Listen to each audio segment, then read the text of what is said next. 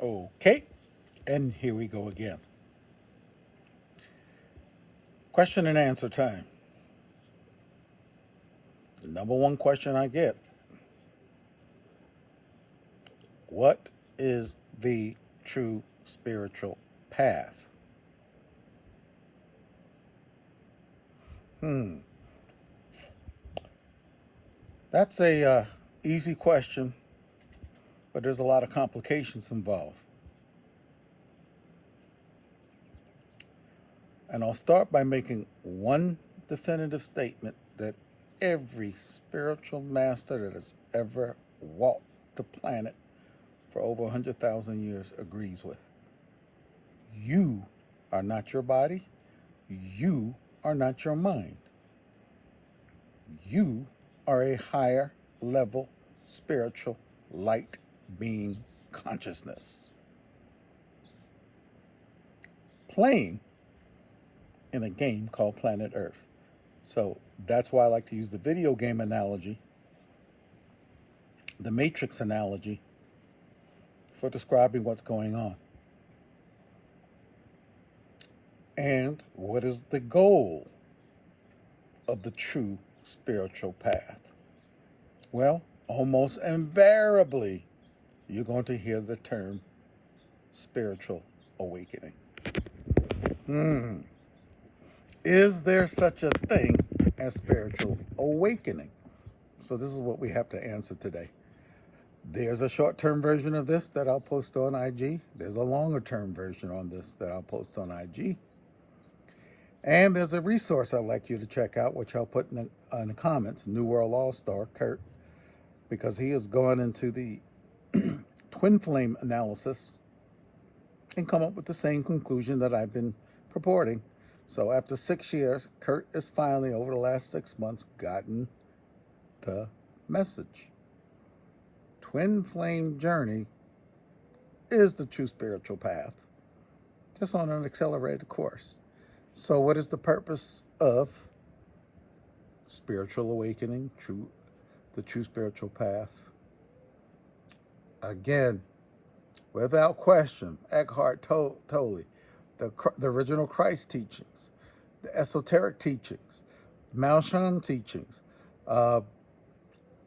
Zen Buddhism, spiritualism, all of it teaches and guides us into the same conclusion. Direct, indirect, symbology, storytelling, all of it says the same thing. Ego death. Does that mean that you must physically die? No. But this whole issue about rebirth and being reborn, it's not about physical death. That's why they distorted the whole damn teachings in the biblical teachings. But of course, they add and subtract as they want to. That's why it cannot be trusted. You have to dig deeper. So ego death, which gets accelerated if you are in, and lucky enough or unlucky enough, depending on how you look at it, to be in that energetic presence of your twin flame. Because crazy stuff's going to happen. And you'll go through such an acceleration of your awakening, which means you're dying. And let me tell you, death is not pleasant. You fight it every step of the way once the process goes on. And the only thing we can do with ego mind, because we're not our ego and we're not our mind. I'm not saying the mind is anything wrong with the mind. The mind is a powerful tool if used correctly. There's nothing wrong with the body. You can't have a third dimensional holographic existence without this avatar that I call the human biosuit. Can't be done. So here we are. Nothing wrong with it. The problem is identification with the mind, with thoughts, and with the body. Where you guys think you have it all figured out. The power of the mind. No, there's a greater power. And once you go through spiritual awakening, which is nothing more but was an experience, and not the most pleasant one, because most of us identify with the ego.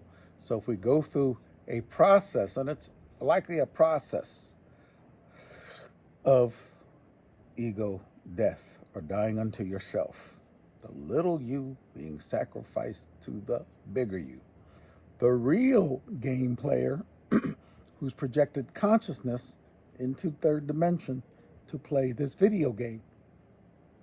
Now, in the video game, you can get power-ups, you can meet certain people. I mean, just like in a real video game, there's certain people that have information, there's certain people that can change the entire trajectory of the game. And this is what Twin Flames is. And it's just an acceleration of the true spiritual path. Ego death. You are not your body, you are not your mind. You have decided to play in one of the most difficult holographic video games ever created in the known universe. And you had to qualify to play in this game. And Twin Flames is like meeting a reincarnated version of yourself. So let's say you went into time. I'm a male, so let's say I went into time when I was incarnated as a female and met myself there.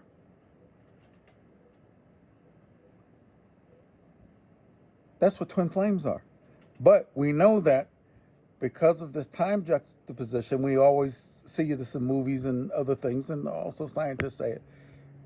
You don't want to interact with yourself in another timeline because the things can get disrupted. So when you are interacting with yourself in this timeline, which is nothing more than the reincarnation of yourself, everybody who I know who has studied the subject says twin flames is the incarnation of your soul. It is you. It's not them. There is no them. It's not her. There is no her. It's not him. There is no him. It is spirit consciousness reincarnating in the same timeline. And the energetic juxtaposition, if you coming into that energy, woe be unto you who wish for it, because it will rack your soul. It'll rack your ego, not your soul. So anyway, I'll post let's make this the long version of it, and then I'll make a short-term version of this. So, how do we get to ego death if that's the goal? We don't. It will happen naturally and spontaneously. What we do is we play the video game. We pick up power-ups. We pick up information. We do meditation, and the only good meditation, really, I tell you, is just an observational meditation. But if you've been practicing meditation for a while, you'll eventually just slip naturally into soul consciousness. It just becomes a natural state. But doing the energy practices, the breathing practices, this all prepares the avatar, our human biosuit, and the mind to come into alignment to receive the so-called blessing of the soul. Now, there are stages, and this is why I like using the twin flame as the model to teach the true spiritual path, which is what? Ego death. Nobody wants to hear it. Nobody wants to experience it. And if you're going through the process of it, you will fight like hell and think that you have lost your mind. And guess what? You have. But me as a neuropsychiatrist, I would not put the label of crazy on you. Some will, that are not evolved in their own thinking. So be careful who you seek out. And that's why I tell a lot of y'all, You better get a message to me some way, shape, or form before you go running around to this one, that one, here, there, and everywhere like a chicken with its neck cut off. If you are going through the process of preparation, meditation, energy upgrades, true spiritual diet, hydrating, detaching, and what did I say about the fortress of solitude? And most of you don't have a fortress of solitude to return to. I'm sitting here in my backyard right now, and the noisiest creatures is a bird chirping. I go into my house. I have made sure there are no more distractions right now because I know the process that I'm going through. And I have gone through ego death number 1. And I can tell you, having gone through the experience, it was holy hell. I mean, it literally felt like a part of me was being ripped apart. It's actually a part of you is being exploded out of existence because now soul consciousness, because you have discovered within the level of the video game that you are playing, right? And in a video game you find different crystals and stones and you meet different people and each one is getting you towards what? Moving up to the next level of the video game. So when it is time for you to level up and move up, this is when soul consciousness, remember, because it is soul consciousness that is literally playing the game. Remember the golden rule of the Godhead, of the ultimate nomad. Go outside and play. And how does soul consciousness go outside and play? It's only one way.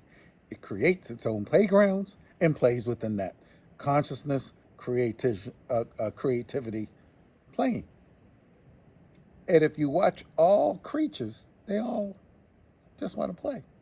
Your dog, your cat, your fish, everybody, everything, you, me, everyone. Children, kids, grown adults. Matter of fact, if you ever lose the desire to go outside and play, you pretty much now have signed your death warrant, and you're not going to be in this game. You're not going to be in the game much longer, because what use would the soul have for someone who has made a conscious decision not to have fun, not to play? Now, of course, we have to be accountable and responsible for our fun. So yes, we have to go outside and play, but you got to do it responsibly. A lot of you are out there doing it self-destructively. And ultimately, we as wisdom seekers know that self-destruction is not the path, at least not physical self-destruction. So when you're ready to level up, this is when soul consciousness comes in. And it comes in like thunder and lightning, and bam, it's going to destroy a part of that ego mind. It may destroy it completely. And then you're going to likely for a couple of months have to adjust, number one, to the new level up, to the new energy, and to the new game level. Now, a lot of us right now, if you intuitively just feel what's going on the planet, within yourselves, within the solar system, know intuitively that things are about to change dramatically. So there can be a planetary shift and upgrade. It's all consciousness. It's all frequency and vibration. It's all energy. And for some of us, we're reaching the end of the video game. There is a beginning, a middle, and an end to everything except consciousness itself. Energy can neither be created nor destroyed. But we can play with the energy how we want to. There are consequences for that. Anyway, this is a collective creation, Planet Earth X creation, holographic video game. That's what we're playing in. So, you go look at Eckhart Tolle's book. I mean, like I said, any Zen spiritualism book, it's the same thing over and over again. Twin flame journey is nothing more than a spiritual journey. And then I'm looking at a lot of these twin flame people talking about, so lovely, you're going to be with your twin flame. It's beautiful love. It's the most intense. No, no, God forbid. If you, like I have warned before, if you come into that energetic upgrade of your twin flame, it will not be pretty. You will suffer. You will feel like you're going crazy. Now, for me, when I went through the experience, even though I had no idea what twin flames were at the time, I had to go do research after the experience to figure out what the hell I just went through. But I already knew about Kundalini, energy, chakras. I've already experienced what that was like, that vibrational energy, the thunder and lightning, real just cauldrons of just energetic of spiritual energy just going through you. So I know what that felt like. So when I was going through this, even though it was much more intense, even though it was much more rapid, and intuitively you kind of knew something was going to happen because you go into the presence of this energy, and it's like, oh, this is. In fact, I didn't even want to go into the presence of that energy. I resisted. I almost got forced to do so through a series of unfortunate events that ultimately became the most fortunate event because it contributed to my spiritual awakening. Ego, death. You are not the mind. You are not the body. You are not the personality. This is like you going into a video game, choosing an avatar, dressing it how you want to dress it, giving it certain qualities and how you want to do it. You make the choice. Your soul made the choice. And then jumping into the game. We call it incarnation or reincarnation. That's all it is. And you play the game. Now, this game can get hacked. This is what we call dark forces. But what video game is worth playing if there's no dark forces trying to hack in?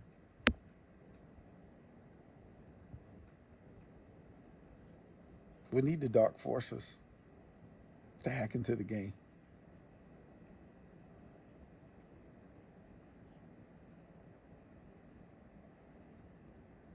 I mean, what video game is any good if there's not a good boss fight? You know. In the meantime, it is the journey that becomes fun. It's finding the power ups. It is adjusting your patterns of thought. It is understanding the power of nature, grounding, sunlight, eating properly, hydrating, and detaching. I mean, I can't see. The problem is, since we're dealing with energy, all attachments suck energy from you. Attachments, good or bad. Listen, if you have kids, you have pets, you have someone that you're going to be attached. But like I said, with every attachment, there's a beginning, a middle, and an end. And then you got to take a look at, okay, this attachment phase is over. Do I go get reattached or do I stay unattached? Those of you who make the decision to stay unattached will automatically receive an energy upgrade. You have to, because there's energy lost in that attachment. Those of you that create your fortress of solitude will get an energy upgrade. No more dogs, no more cats, no more this, no more that, no more a bunch of confusion and chaos. You come to your house, you got 4 kids running around, dogs, cat, man, TVs, complete chaos in your freaking life. Okay, everybody's been there. I've had 2 dogs, cats, rabbits, wife, daughter, all of it. None of that is in my fortress of solitude right now. I've detached from it all. And none of that can be used against me to manipulate me. There's no more manipulation like that. So the only attachment I have is the attachment to awakening, the true spiritual path. Ego, death. You are not your mind. You are not your avatar. This is a holographic projected consciousness video game. The end. And thank you for watching the video. I appreciate it. But remember, it's for you to be attracted to information like this it says a lot about you. All right? Till next time. Peace.